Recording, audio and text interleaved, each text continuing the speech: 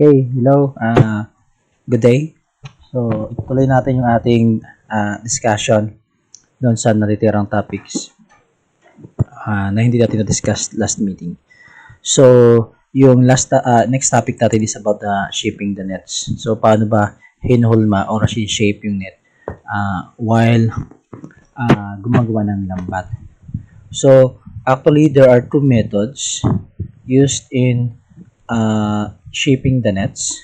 The first is shaping while weaving or knitting, while the other one is cutting. So, pagkakaiba ng dalawa, yung shaping while weaving or knitting, mahirap siyang gawin kasi may mga pattern siya na kailangan sundin. Pero, economical siya. When say economical, hindi siya magastos. Madali lang siya kasi walang nasasayang na twine or nylon na magagamit. Unlike sa cutting, ang cutting is madali lang mag-cut.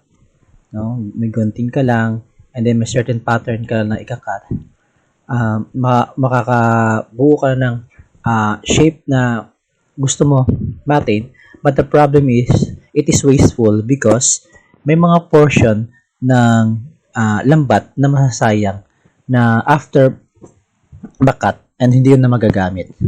So, the loops along the upper and lower edges remain intact even after the cut bars have been removed. May dalawang klase ng doon sa cutting. No? So, may dalawang klase ng sa cutting. Yung unang klase ay yung clean meshes. So, pag sinabing clean meshes are cut along the strip. So, yung pagkat niya is horizontal, no? Horizontal. So, loops along the upper and lower edges remain intact even after the cut bars have been removed. And usually horizontal, that is designated as the length of the net, yung haba ng net. So, as we mentioned, usually, ang haba ng net ay by panyo. So, pwedeng sa isang net ay mayroong composed of 5 panyo at isang panyo pwedeng 20 to 30 meters depende, no, doon sa locality. So, yung pangalawang klase ng cutting is yung cut meshes kung saan ang pagkat naman is vertically. So, the cut bars should not be removed as this will break the mesh. And yung cut meshes, this is designated as the depth of the net. So, basically, pag sinabi natin depth of the net sa mga fisherman, ang inaalala dyan is yung mata, hindi yung metro, no? By mata, ilang mata, ang lalim. So, usually, yun yung kanilang layman. So, ang priority natin, para wala masyadong sayang, although medyo mahirap, ay yung shaping while weaving.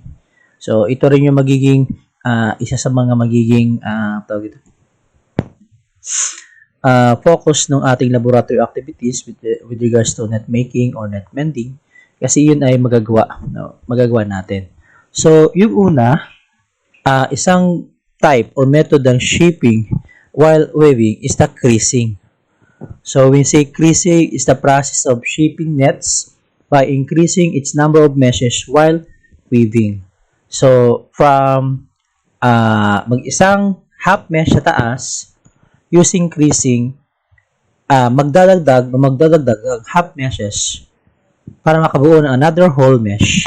And then sa dulo, from isang half meshes ay makakabuo ng, let's say, we want only 8 meshes or 10 meshes. Depende.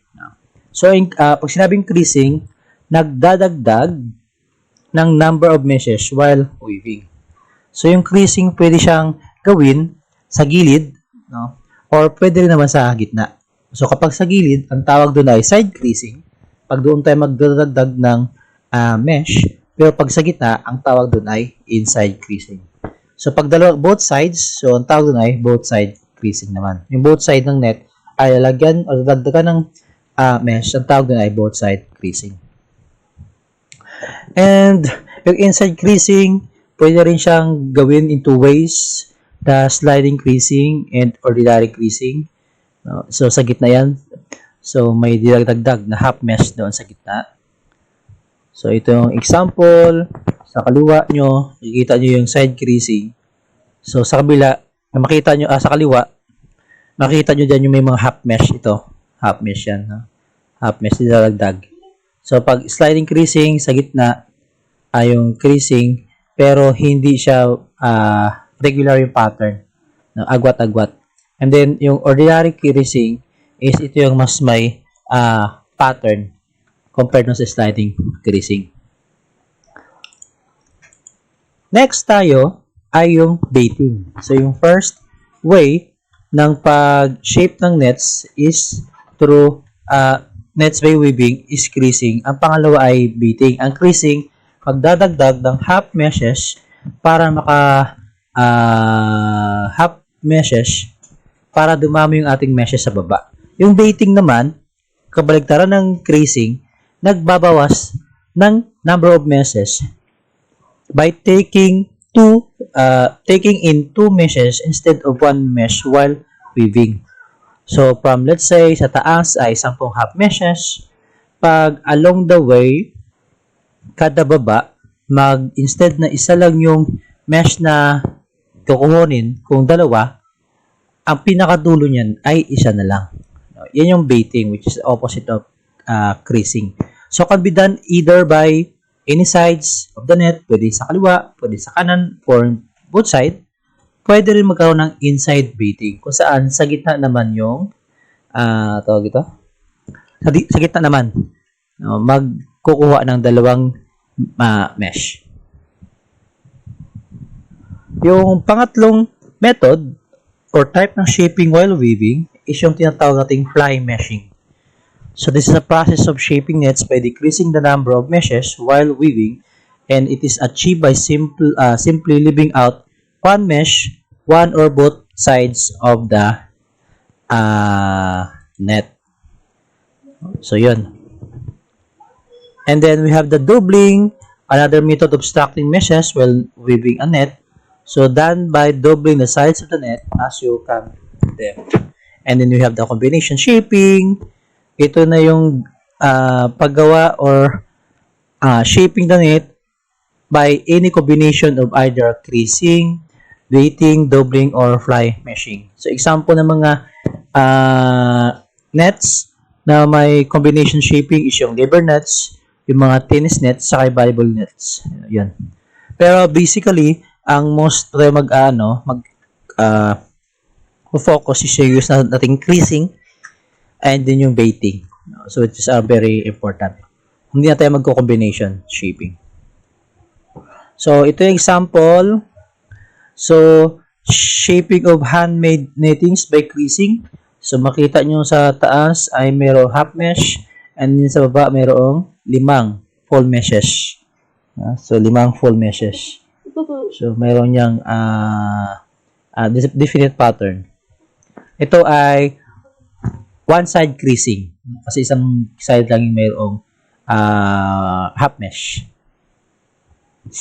So, ito naman yung shaping of handmade knittings by baiting and fly mesh. So, usually, yun yung fly mesh and then yung baiting sa loob and then combination doon yung sa fly mesh which is yung doon sa labas. Okay, so the method of shaping machine made knittings. So, cutting the bars and knots of the netting at a given proportion. So, the proportion of bar and knot are to be cut depending on the degree of taper or desired shape. And basically, meron yung tayong tinatawag na cutting net patterns. So, hindi tayo basta-basta nagka-cut lang. Meron tayong sinusundang pattern. At saan ba natin nakukuha yung sinusundang pattern ay depende doon sa shape, sa characteristics ng ating net, kung ano yung shape na gusto nating ma-attain. Yung unang pattern is yung tinatawag nating normal cut or point cut. Normal cut or in cut or tinatawag din siyang point cut or P-cut. So, ang klase ng pag-cut na ito ay perpendicular to the general course of the yarn in knotted netting. So, basically, ang direction niyan is pa horizontal. So, pag normal cut or point cut ay parallel. No? Parallel. So, more on vertical. Yun yung direction ng cut. Pag normal cut or point cut. Pag traverse cut naman or mesh cut, so the cut is parallel to the direction of the yarn in knotted netting. So, basically, ang direction ng pag-cut, pag-traverse or mesh ay horizontal. So, ang normal or point cut ay vertical, ang traverse cut or mesh cut ay horizontal. At yung pangatlo ay ito lang yung sa tingin ko medyo madali kasi yung bar cut or V-cut, ang pag-cut naman nito ay diagonal. Susundan mo lang yung kung saan may mga yung opposing bars. So, na yung susundan nyo. So, usually diagonal yung pag-cut pag bar cut. And then, pwede yung combination ng above cuts na yun. Pwede yung combination ng normal cut at bar cut. Pwede yung combination ng normal cut at point cut, mesh cut, or mesh cut, tsaka bar cut. So, depende. So, for example, dito sa combination ng above nets, ang cutting rate ay 1T and 2B. So, ano ibig sabihin nun? Magka-cut ng isang traverse, which is horizontal, and then magka-cut ng dalawang bar, which is vertical. So, yan din. So, yan. Makikita nyo na yung itong T. So, yung T, traverse. So, magka-cut dyan. Kakat dyan. And, cut dyan horizontally. And then, magka-cut ng dalawang bar doon sa diagonal. After ng dalawang bar i-cut, isang traverse naman, horizontal. So, dalawang bar naman, horizontal, traverse, dalawang bar, traverse. So, yun yung cutting pattern na 1T, 2B. So, magka-cut ka ng isang traverse at dalawang, in every one traverse na pag-cut, dalawang bar yung ika-cut or bar cut. And the pattern continues. Kung ang pattern mo naman, ang cutting pattern mo naman ay 1N or 2T, ibig sabihin magka-cut ka ng isang normal or point at dalawang traverse. So, dito, for example, yung normal is vertical. So, magka-cut muna tayo ng vertical. And then, dalawang horizontal or the traverse. So, isang normal or vertical, dalawang traverse or horizontal. Isang normal na vertical at saka dalawang traverse na horizontal. Yun yung cutting pattern. Yung kung ang cutting pattern rin naman ay, for example, ay 1N, 2B. So, ibig sabihin, in every one normal cut or point cut, 2 bar cut, ang 2 bars ang puputulin or there will be 2 bar cuts. So, for example, ang normal cut, which is diagonal, di ba? Vertical, ang bar cut is diagonal. So, in every vertical cut, magka-cut ka ng dalawang bar. So, vertical cut, isang vertical cut, dalawang diagonal cut. Yes, isang vertical cut, dalawang diagonal cut, and isang vertical cut, dalawang diagonal cut. So, yun yung ibig sabihin ng 1N, 2B na cutting pattern. So, ito yung pag-compute ng one-side taper cutting. Ano yung formula na ginagamit? No, para hindi malito doon sa hindi yung pataka lang na ito, pwede ito parang square na to o diameter to. So, depende yon. So, yung formula dyan na ginagamit ay so meron tayong kailangan tandaan, yung bar at saka yung point. Yung P, bar is for B, yung P is for point. Yung point, yan na rin yung tinatawag natin knot. So, yung pagkuha ng bar divided by 2, B over 2 is equal to MWS minus MSS or the mesh difference. So, MWS is the mesh wider side, MSS is the mesh smaller side, and MD is the mesh difference. Mesh difference yan, not the mesh step. No? So, pag nakuha na natin yung value ng B or ng bar, so, ang next dyan ay yung kukunin natin yung P.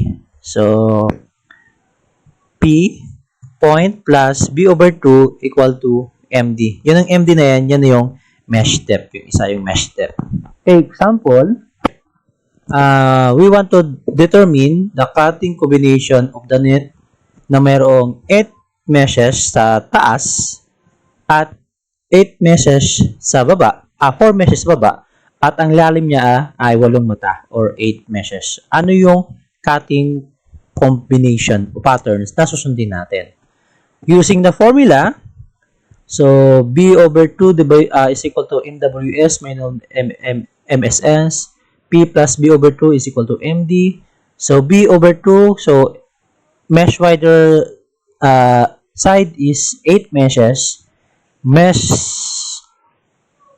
smaller side is 4 meshes. So 8 minus 4, B over 2 is equal to 4. So therefore, so para makancel yung over 2, mag-multiply ka ng 2 sa B over 2 and ng 2 doon din sa 4. So, kakancel out yung 2 sa over 2. So, B na lang matitira. Yung 4, i-multiply mo sa 2. So, B is equal to 8. So, ibig sabihin, kailangan mo ng 8 bar na puputulin. Pero hindi pa yung tatapos kasi kailangan natin malaman ilang point or not yung kailangan nating putulin. So, using the formula, P plus B over 2 is equal to MD. Alam naman natin ang B is 8. So, B plus, divided by 2 is 4. So, P plus 4 is equal to 8. Ilipat lang natin yung 4 para maiwan yung P. So, P is equal to 8 minus 4. P is 4. So, therefore, ang cutting pattern ng mayroong 8 meshes sa wider side, 4 na meshes sa smaller side, at 8 meshes ang lalim ay 8P and 8B, or into simplest form, dapat ang nating cutting pattern ay 1P, 2B. So, it's always important na in lowest form yung cutting pattern. No? So, in this case, yung common denominator ng 4 tsaka 8 is 4. No? So, 4 divided by 4 is 1. 8 divided by 4 is 2. So, ang combination ay 1P, 2B into simplest form. So, paano ba natin ngayon yun ikakat? So, ito yung magiging itsura niyan. So, doon sa taas, makikita nyo, may mga meshes may bilang 1, 2, 3, 4, 5, 6, 7, 8. Yun. And then, sa baba, 1, 2, 3, 4. And then, yung depth niyan ay, so, 8 meshes depth. So, using the 1P, 2B combination, ay cutting patterns, depende kung saan ka magsisimula. Kung magsisimula ka sa taas or sa baba. Let's say, dito sa example, nagsimula sa taas. So, 1P, 1 point, no? Diba yung point ay vertical? Ito, 1P. No? And then, sunod, B. Sunod, ito, sa baba. And then, point, bar, vertical, diagonal, vertical, diagonal. Yan yung 1P, 2B cutting pattern. So, ito yung shaping of machine-made nettings. Yung A, yung combination yan is 1:1. 1 and every 1 point, 1 bar depth yun, puputulin. And every 1 bar, 1 point yung puputulin. Yung pattern B naman is 1:4. And every 1 point, 4 bars yung puputulin. Yung C naman, and every 1 mesh, 2 bars yung pinuputol. So, in computing the cutting pattern combination of pag 2 sides naman, taper, netting, the following formula is to be applied. So, kanina 1 side lang, yung kailangang putulin. Or, yes, yung cutting pattern. This one naman, sa formula na to ay 2 sides naman. No? So, ang formula, the same din, B over 2 is equal to MWS minus MSS divided by, is equal to D over 2. And P plus B over 2 is equal to MD. So, for example, if we want to know the cutting combination of the 2 sides taper netting having 6 meshes of the wider side and 2 meshes of the smaller side with 4 meshes depth, compute using the given formula. Ano yung cutting pattern? So, solution. Ito yung solution. Solve for B. So, B is equal to 6 minus 2. No? Which is equal to 4. So, B is equal to 4. And use solve for P. P plus 2, B, 4 over 2 equals to 4. And equal to MD. So, P is equal to 2. Therefore, 2P, 4B, or 1P, 2B yung cutting combination. So, yun. Yung depth, gaano kalalim? So, D is equal to 6 minus 2. No. Ayun. So, D is equal to 4. So, ito yung magiging cutting pattern. So, as I mentioned, yung ang wider side is 6 meshes. Ang smaller side is 2 meshes. At ang lalim nila ay 4 meshes depth. So, yan yung both sides yan. 1P, 2B. So, isang vertical, dalawang diagonal, isang vertical, dalawang diagonal. Both sides na ganun yung cutting pattern. So, ito yung mga iba't iba. May example dyan. Iba't ibang symbol, cutting rate, ilang mesh yung nawawala, and slope angle sa 50% hanging rate. So, sa symbol A, doon sa kanina, may papakita ko, ang cutting rate ay all bars. So, this one, hindi ko lang alam kung medyo klaro sa inyo, pero parang hindi klaro. Yung kulay pula, yan yung lahat ng bar lang yung puputulin. So, that is the diagonal. Straight yan, walang problema. Yung B naman ay isang point at 4 bars yung puputulin. Yung kulay, may pagka-orange dyan, o dilaw. Yung C naman, yan yung isang P, 1P, 2B. Yan yung mga cutting patterns nila. And yung G, yung kulay green, sa pinakagilid, yun ay all points. So, lahat ng ay vertical yung pagka-cut. Okay, so next topic is about measuring the net. So, I think na kapagbigay na rin ako ng background about this topic, yung measuring the net. So, basically, net ay mini-measure according to length and depth. And basically, yung length is either in meters, kapag kagaya natin sa medyo technical, pero in terms sa mga layman, yung mga fisherman, they just reward the panyo. So, pero yung depth is usually sa layman ay number of meshes. So, usually yung parang basic. So, yung netting depth can be measured either by mesh or the number of knots in the rows. So, netting length mostly measured either by the number of meshes or by fathoms. And when fathom is used, the length is measured by stretching the netting known as the stretch length. Pag i-stretch talaga na almost wala na makita or zero yung opening ng mga meshes. So, this is the length. Yung horizontal, vertical, that is the depth. Kung paano mag-measure ng netting. So, in method and joining the nets, there are several methods na ginagamit. Depende sa klase, sa size ng lambat na gagamitin, and also importante din kung gaano kalaki yung dating lambat or yung gaano kaliit yung dating lambat na ipapagsama natin.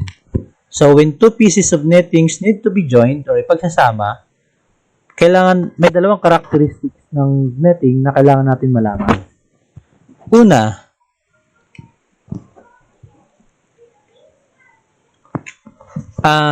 magkapareho sila ng laki or ng haba, no? Yung dalawang ipapagdugtong natin na lambat, pero yung isa ay malaki yung mata, yung mesh, yung isa naman ay maliit ang mata or mesh. Magkasing haba sila, pero yung mata nila ay pwede kasi yun magkasing haba pa sila, pero yung mata ay hindi sila magkapareho. Yung isa malaki, yung isa ay maliit. So, yan kailangan i-consider. Pwede ring magkasing laki yung mata ng mga lambat, pero yung isa ay malapad, yung isa ay mas maiksi. So, yun yung mga kailangang i-determine. Yung pangatlo ay magkaiba yung mata, yung laki ng mata, at magkaiba din yung laki ng lambat, yung lapad ng lambat. And then yung pang-apat, yun yung ideally sana, magkapareho lang yung sukat ng lambat at yung sukat ng mata ng lambat. So, ideally sana ganun. Para madali lang yung pag-combine, no? Or yung pag-join ng dalawang nets. So, isa sa mga ginagamit na paraan ng pag-join ng net is yung seaming or lacing na tinatawag. So, what is seaming or lacing? It is a process of joining nets, and the twine used for the said purpose is called the lacing twine or the seaming line. No? So, basically, ito lang yung ginagamit din para idugtong yung lambat doon sa hangline.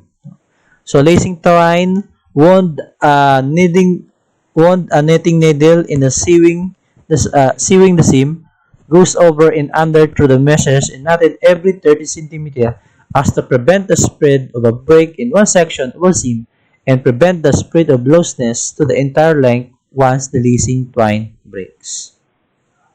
So, ito yung example ng yung kailangan i-consider. Yung sa pareho silang magkasing lapad, pero yung sa taas, mas maliit yung mesh size, sa baba, mas malaki yung mesh size. So, ginamitan nila to ng baiting. Diba? Yung baiting, decreasing the number of meshes. So, since, ayun, yung first two ng above na maliliit na mga mesh, kinuha para mag-complement doon sa isa ng sa baba. No? So, 2:1 yung nangyayari dyan. So, and then yung lacing sa gitna. So, dalawang mata sa maliliit, isang mata sa malaki. So, yun yung pattern. Para, these are those nettings having the same width but of different mesh sizes. Yung next is yung nettings having the same mesh sizes but different width. So, pareho sila ng size ng mata, laki ng mata, pero yung isa ay mas mahaba, ay yung isa, at yung isa ay mas maiksi. So, pareho silang mata. Kung 1:1 yun, makikita mo na, ay, yung isa maiksi, yung isa mahaba. So, meron yung pattern na ginagawa. So, pwedeng, ito, dalawa sa taas, isa sa baba, and then 1:1, and then sa taas naman, 2:1, dalawa sa taas, isa sa baba, and so on, and so forth. So, ito naman, isang method, isang nettings, magkaiba yung laki ng mesh, magkaiba yung haba nila. So, ano yung pwedeng gawin dyan? So, yan, may pattern din na ginagamit. At, yung isa, ay yung, detailed lacing illustration. So, paggamit ng yung selvage lacing twine. So, to reinforce a piece of knitting while joining it to the other knittings or hanging it to the frame line, a selvage is applied to the border meshes of the knitting. So, pwedeng single selvage, double selvage, or double mesh selvage. Depende doon sa kakayahan or sa gusto ng maggagawa or mag-mend ng net. Okay? So, I think that's all. If you have any questions, don't hesitate to call me attention or i-private message nyo ako or pwede rin dun sa ating group chat para at least medyo kung may tanong kayo, hindi rin pala gusto rin pala malaman ng kaklase yung sagot, at least kung nailagay na doon, meron na rin silang idea na hindi sila magtatanong. May nagtanong na iba na nasagot na rin. Okay, so that's it. Thank you.